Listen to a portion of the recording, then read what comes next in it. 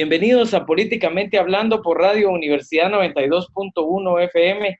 Les damos la más cordial bienvenida a esta emisión del día de hoy, en la cual vamos a tratar temas de interés nacional. El día de hoy tenemos como invitados al director de la Escuela de Ciencia Política, el licenciado Mike Rivera, quien nos va a acompañar en este día. Y también tenemos como invitado al licenciado Juan Francisco Solórzano Fopa. Él es abogado y notario, tiene una maestría en Derecho Procesal y Criminalística, es exfiscal del Ministerio Público, fue jefe de la Superintendencia de Administración Tributaria, también fue uno de los fundadores de la Fiscalía Especial contra la Impunidad, FESI, y actualmente se desempeña como profesor universitario en las áreas de licenciatura y posgrados en la Escuela de Ciencia Política. Les damos la más cordial bienvenida a nuestros invitados. Buenos días, licenciado Mike Rivera. Muy buenos días, Juan Carlos. Buenos días, Juan Francisco. Y para todos los estudiantes, profesores, investigadores, egresados de la Escuela de Ciencia Política y la comunidad universitaria en general, hoy le agradecemos a Juan Francisco Solórzano que haya aceptado la invitación. Hablaremos de temas relacionados con los elementos y factores macroeconómicos del país, sobre todo con esta coyuntura de la pandemia, así que tendremos una conversación interesante. Muchas gracias. Muy buenos días, licenciado Solórzano. Buenos días, estimados Mike y Juan Carlos. Siempre agradecerles la oportunidad de poder dirigirme a los estudiantes, a los profesores y al público en general que ve y escucha este programa por las distintas vías. Así que será un gusto estar aquí con ustedes debatiendo algunos temas macroeconómicos ahí interesantes. Licenciado Solórzano, cuando usted asume la jefatura de la SAT, estaba bastante jovencito. ¿Cuántos años tenía cuando asumió? Pues tenía 32 años.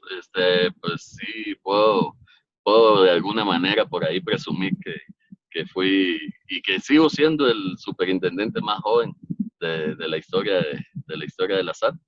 Y para mí fue un reto muy, muy interesante a esa edad, aunque ya tenía para ese entonces 13 años de carrera en el sector público. Bastante interesante, me imagino que tal vez, definitivamente tal vez era bastante más joven que sus colaboradores o su equipo de trabajo más o menos tenían la misma edad. Pues tuvimos algunos en la misma edad, otros un poco más jóvenes, un intendente de fiscalización, por ejemplo, un gerente que también era más joven que yo, y otros pues ya más grandes, con más experiencia, también gente muy técnica, y yo creo que fue un balance interesante entre juventud y experiencia, digamos, que aportaron los distintos compañeros del equipo de trabajo y las compañeras también. Excelente, licenciado. Desde su punto de vista, Lic, ¿cómo evalúa las perspectivas de recaudación fiscal para este año, durante esta coyuntura? Sumamente difícil. El superintendente actual tiene una tarea, una labor titánica en tratar de recaudar impuestos en medio de esta crisis. Va a ser, yo calculo, va a estar digamos, la brecha fiscal va a estar entre 6,000 y 1,000 millones de quetzales. Esas son las primeras estimaciones, pero inclusive ahí hemos visto que la SAT se ha retrasado un poco en hacer pública la información relativa a la recaudación. Esto no nos da buena, porque básicamente la SAT, por experiencia se los digo, a los 4 o 5 días hábiles de haber terminado un mes, ya tiene la información. Sí hay que tomar en cuenta que el mes pasado se corrió unos días, digamos, el cumplimiento, para darle por la cantidad de días inhábiles que hubo. Pero aún así, a estas alturas estamos terminando mayo, ya deberíamos tener toda la información completa y la SAT todavía no la ha dado desagregada. Entonces, eso me lleva a pensar que los resultados son bastante negativos y la economía en general obviamente ha tenido un desempeño hacia la baja. Estamos viendo ya casi una depresión económica lo cual va a impactar duramente en toda la recaudación, sobre todo del IVA, digamos, del IVA de estos meses, y eso va a tener un impacto en la recaudación del ISR de los meses posteriores, ¿verdad?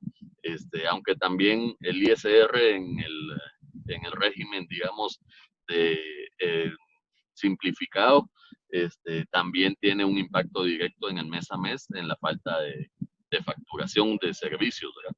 Entonces, sin duda alguna, el golpe yo calculo que va a estar entre 6.000 y 9.000 millones, aunque podría llegar inclusive a aumentar.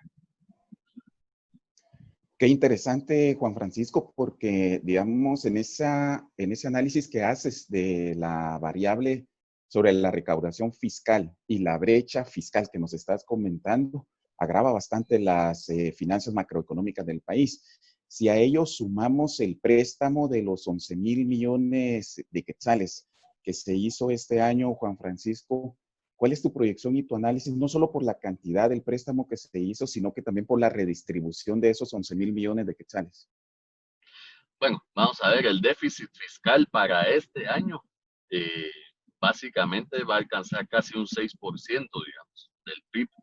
Este, Porque este año se había proyectado un déficit de un 2%, ¿sí?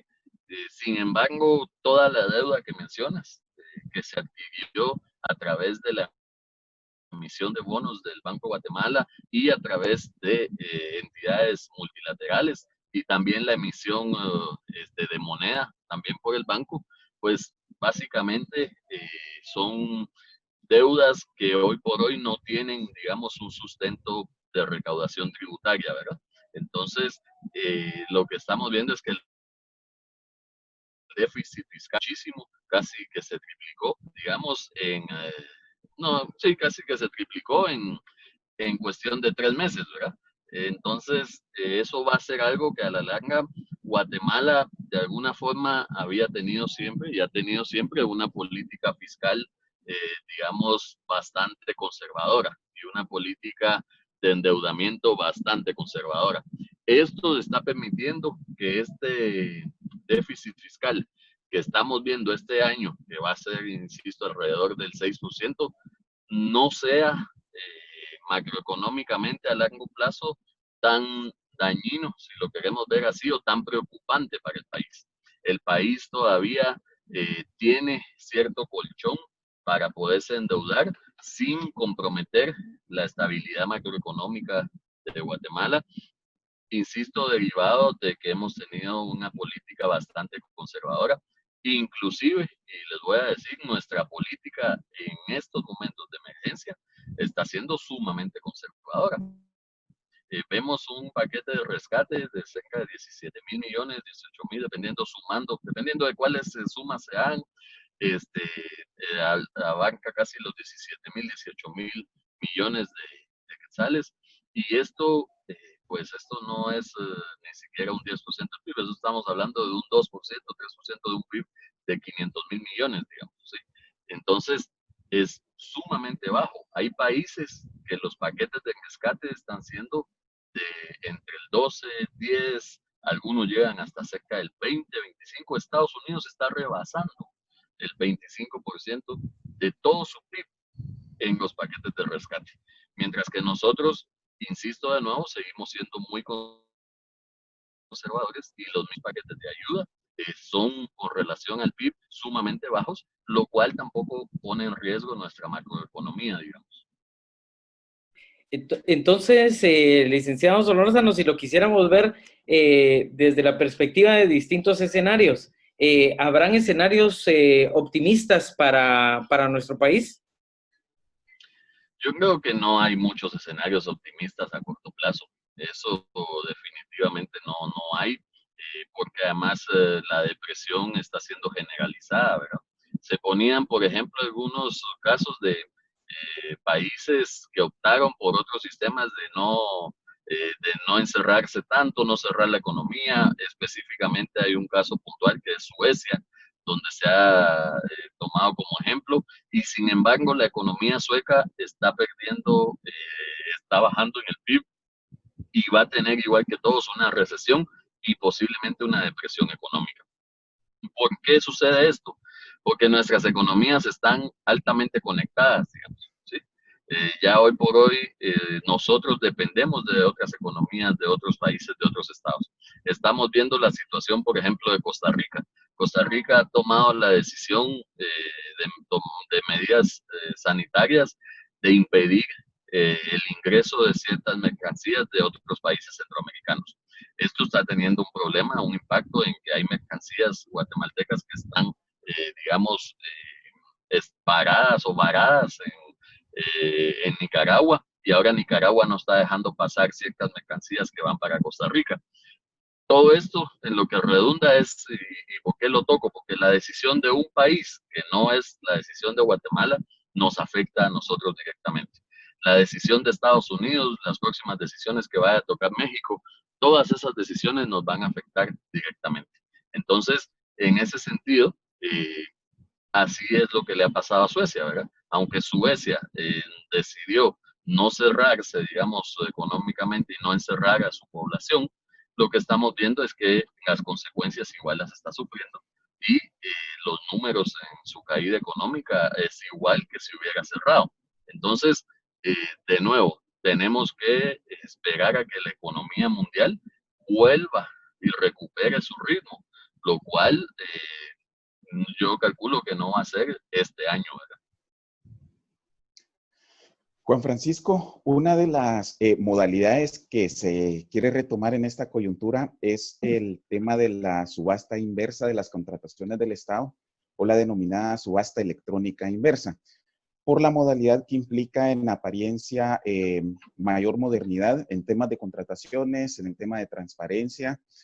Sin embargo, por tu experiencia, ¿es aplicable en este contexto? Yo creo que sí se puede aplicar, por ejemplo, eh, vamos a ver, en las compras directas se podría utilizar este sistema electrónico en, que ya funciona en el Ministerio de Finanzas. El Ministerio de Finanzas implementó del 2016, en el 2016 implementó el sistema electrónico derivado de las modificaciones de la ley de compras que se dieron en el 2015. Por ende, ya hay un sistema en el portal de Guatecompras, que hay un sistema electrónico que permite poner precios de referencia y que sobre esos precios de referencia se puede hacer una puja electrónica a la inversa, ¿sí? ¿Eso qué significa? Significa que el precio que se pone de referencia es un precio máximo. O sea que las personas que van a subastar, que van a ofrecer, a pujar en esa subasta, solo pueden bajar el precio, nunca lo pueden subir. Por eso se llama una subasta inversa. Entonces, sí hay una posibilidad, por ejemplo, el Ministerio de Salud lo podría estar haciendo muy bien, porque las compras directas no señala un procedimiento establecido específicamente. Entonces, para esta compra directa, insisto, el Ministerio de Salud podría estar utilizando no la modalidad eh, de el subasta electrónica inversa de la ley de compras, pero sí podría estar utilizando el sistema electrónico como una manera de hacer sus compras y como una manera de poder realizar adquisiciones de forma electrónica, transparente y con una trazabilidad completa, ¿verdad? De todas las personas que están participando en estos eventos. Muchas gracias, licenciado. Ahora bien, hace un momento en la pregunta anterior sale el tema de las depresiones económicas. En alguna medida, licenciado, ¿cómo se podría explicar esto a los estudiantes y a la audiencia que tal vez quiere saber un poco en relación a en qué consiste una depresión económica? Gracias. Miren, digamos, una recesión, para empezar primero, porque hay una recesión cuando la economía no está creciendo al paso que debía haber crecido, digamos, ¿sí? Y en realidad la economía se estanca. Entonces, si la economía no crece y la economía se estanca, aun cuando crece en la cantidad de personas, por decir algo, pues esto significa que hay una recesión, ¿verdad? Por ejemplo, Guatemala ha ido creciendo constantemente en los últimos años a un ritmo de entre un 3 y un 3.5% de la economía anualmente. Ahora, una recesión en Guatemala sería que la economía este año no creciera, ¿verdad? Que la economía este año creciera 1% o creciera o no creciera nada, estuviera igual que la economía del año pasado. Hablamos de una depresión cuando en realidad la economía decrece, ¿sí? Entonces, el tamaño de la economía actualmente y de la cantidad de bienes y servicios que están circulando en el país, este año en realidad va a ser menor que el año 2019. Entonces, ahí ya es cuando estamos hablando de una depresión, ya deja de ser una recesión donde no hay crecimiento, sino que pasa a ser una depresión, porque en realidad lo que hay es destrucción, digamos, de la economía, o sea, se está encogiendo la economía. Y en ese proceso en el que se encoge la economía, este, pues se habla de que se pierde dinero, de que se destruyen, este, digamos, ciertos activos y una serie de factores económicos que conllevan a lo que también se conoce como una deflación, ¿verdad? Que la deflación lo que significa es que bajan ciertos precios de la economía. Entonces pueden bajar, por ejemplo, no sé, por decir algo, las inmobiliarias, los precios del mercado de las casas, el mercado de alquiler de carros, pueden bajar los precios como ha sucedido en la gasolina, por ejemplo. La gasolina es el ejemplo tal vez más visible y más palpable, ¿verdad?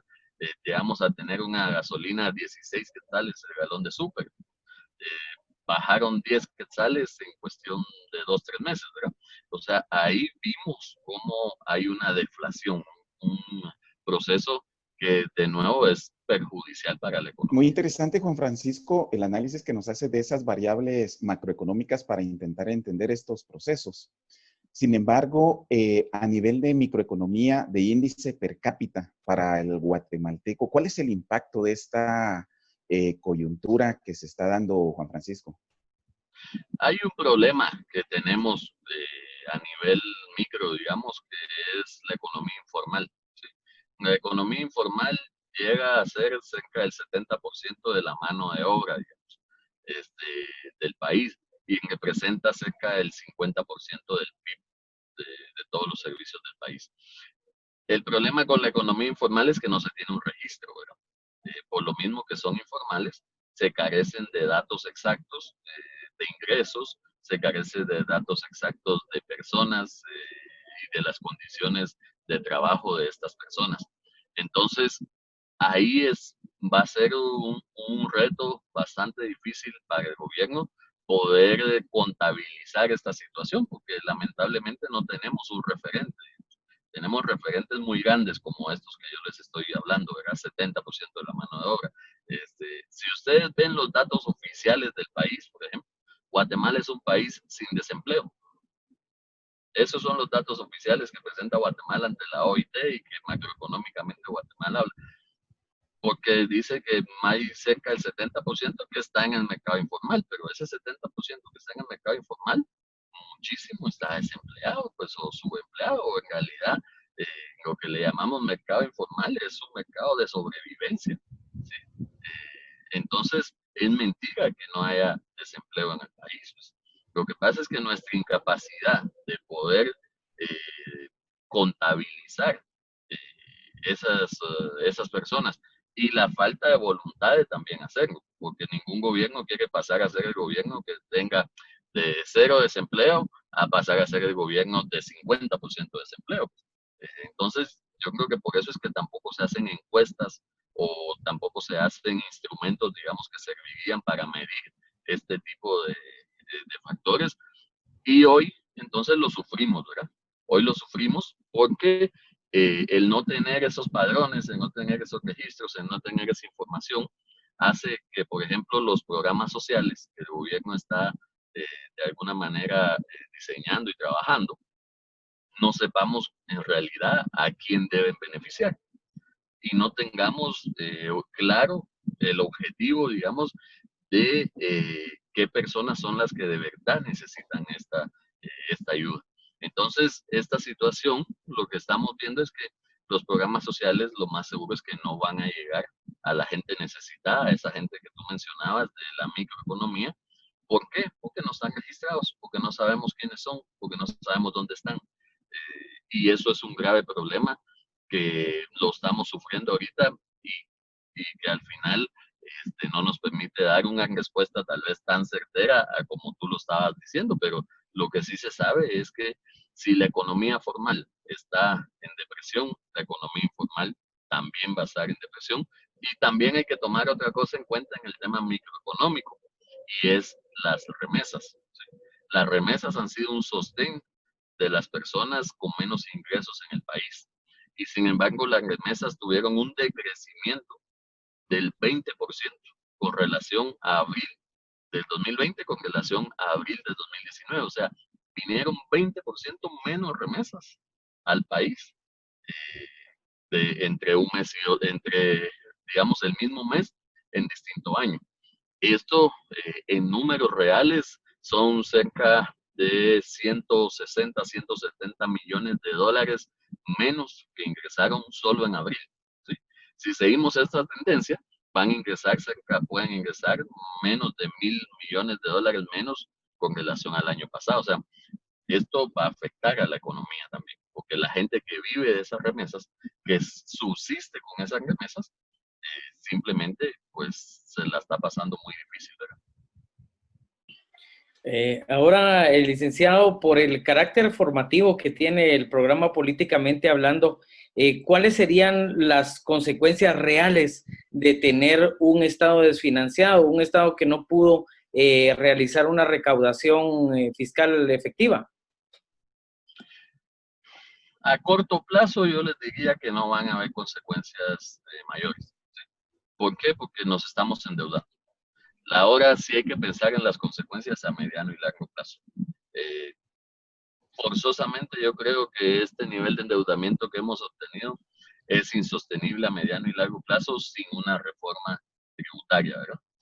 Sin pensar en nuevas formas de ingreso, en aumentar algunos tipos impositivos. Habrá que idear alguna manera en la cual esta deuda vaya a ser sostenible, porque lo que hoy es incierto es qué tanto esto va a durar y el efecto que esto vaya a tener, por ejemplo, para el 2021. Si para el 2021 vamos a tener otro presupuesto altamente desfinanciado, lo que va a suceder es que ya en 2022 en adelante, pues vamos a tener que ver forzosamente cómo aumentamos los ingresos tributarios, porque sí podríamos empezar a tener cierto riesgo de caer en algún tipo de impago, alguna cuestión que hoy por hoy es muy improbable, pero que si no se toman las medidas adecuadas, insisto, en un mediano plazo, pues bueno, también no podemos seguir viviendo de la deuda. Pues. Muy bien. Desde su perspectiva, licenciado, ¿cómo evalúa las acciones del actual gobierno en materia de reacción ante la pandemia? Yo creo que seguimos teniendo reacciones, vamos a ver, en el plano económico, hablemos, han sido sumamente tibias. Creo que hay algunos programas interesantes que han empezado a funcionar, como el tema de bono familia. El gran problema que van a tener los programas sociales, lo mencionaba yo hace un ratito, ¿verdad? Que es cómo hacemos que le llegue a la gente que de verdad lo necesita. Ese es un reto muy grande. Y ese reto no lo vamos a poder cumplir en las condiciones actuales, digamos. El gobierno está haciendo llegar esos programas a gente que lo necesita, pero no a toda la gente que lo necesita. De nuevo, ¿por qué? Porque no los tienen registrados, no saben dónde están. La forma que se utilizó, por ejemplo, a través de los controles de luz, no es forma que nos vaya a dar el 100% de la población, porque sabemos que la energía eléctrica llega a cerca del 90% de la población guatemalteca, digamos. Y entonces ahí también nos vamos a meter a otros temas en el áreas urbanas, ¿verdad? Con los arrendamientos, con las personas que de alguna u otra manera no tienen un recibo de luz, pero que sí están obteniendo ese servicio. O sea, tenemos ahí varias complejidades que hay que ser justos también en alguna medida y decir que muchos de estos problemas, o la mayoría de estos problemas, son heredados.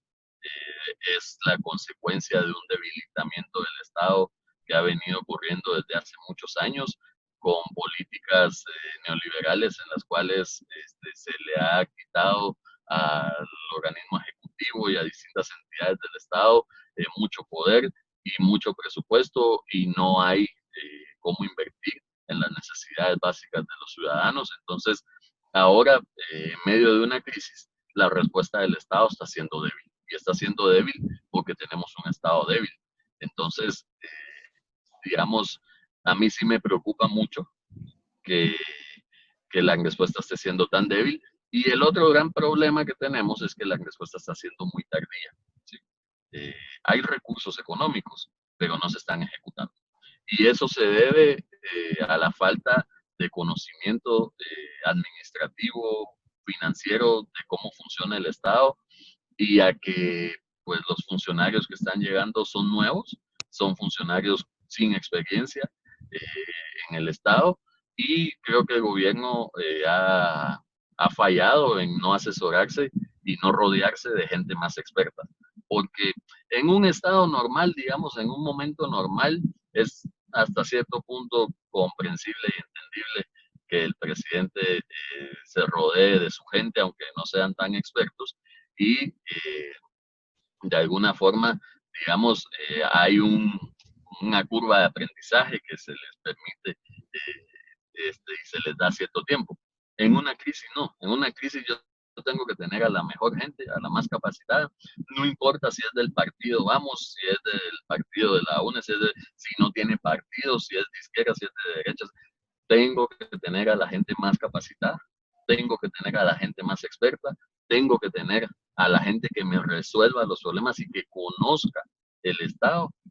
¿Por qué? Porque la gente no está ahora para que estén aprendiendo eh, cómo funciona.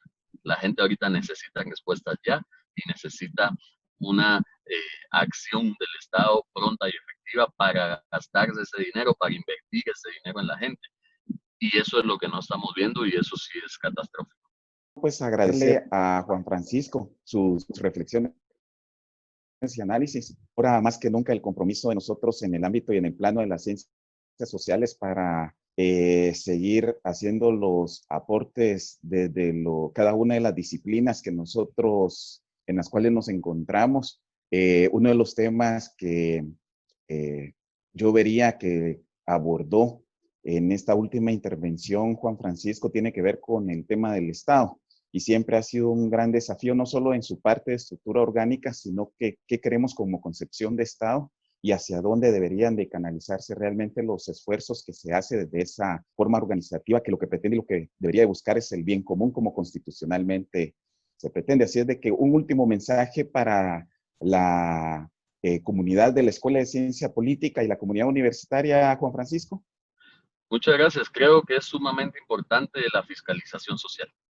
Hay que continuar con los procesos de fiscalización social, y también la propuesta que surja desde las necesidades básicas de la gente, y la propuesta que pueda venir desde la academia. Creo que la Universidad de San Carlos ha hecho un rol bastante activo, es de las pocas entidades, por ejemplo, que ha tomado decisiones de meses anticipándose a lo que va a suceder, viendo una lectura social bastante buena, creo yo, de lo que la pandemia nos está exigiendo, poniendo a disposición, por ejemplo, las instalaciones para el uso de las autoridades, sumando. Y sumar, insisto, no debe significar que no se critique, no debe significar que no se fiscalice, como yo creo que erróneamente el presidente a veces nos quiere hacer ver, ¿verdad? Que el que lo critica o el que lo fiscaliza está en contra de él y está en contra de que el país avance.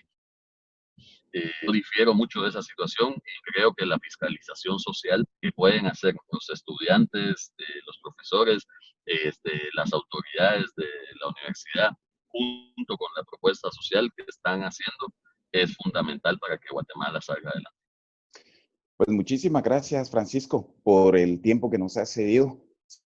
Siempre es interesante analizar y reflexionar sobre estas temáticas, y te agradecemos por el espacio que nos has brindado Para la comunidad de la Escuela de Ciencia Política, pues seguiremos teniendo estos espacios de análisis y reflexión y definitivamente quedarán las puertas abiertas para que volvamos a reencontrarnos y seguir analizando y profundizando sobre estas temáticas. Muchas gracias.